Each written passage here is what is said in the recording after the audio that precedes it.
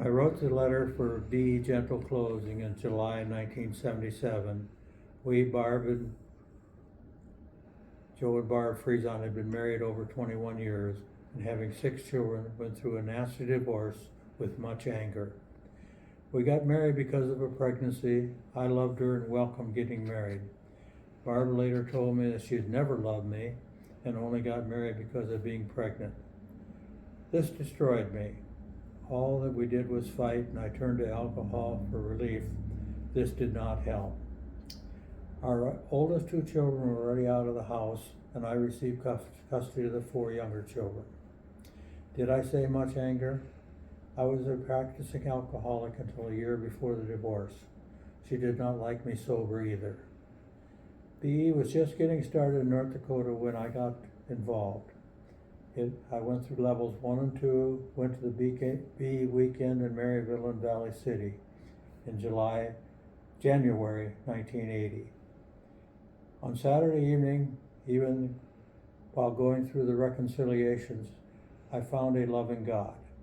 I had only known a damning and angry God, who I found out was my father and myself.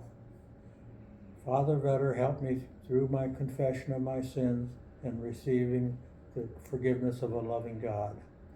Then I was able to forgive myself. What a change to feel healed. Sunday morning, we addressed gentle closing in our relationship. I panicked. I did not want to do anything like that. I was afraid. I prayed and a calming came over me.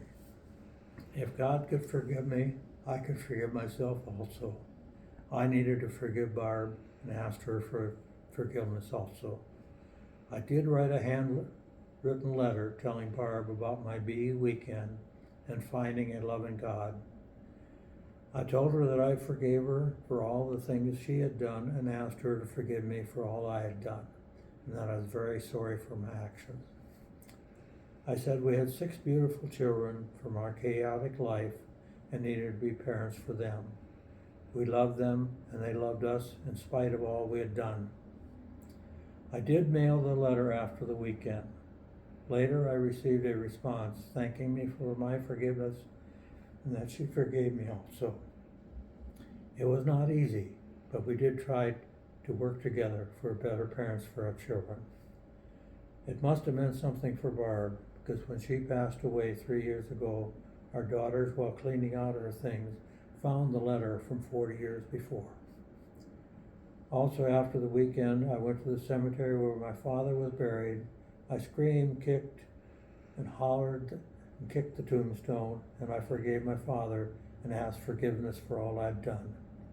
I did feel my release from all my angers, and I also went to my children, family, Barb's family, to say I was sorry for all the things I'd done and asked for their forgiveness.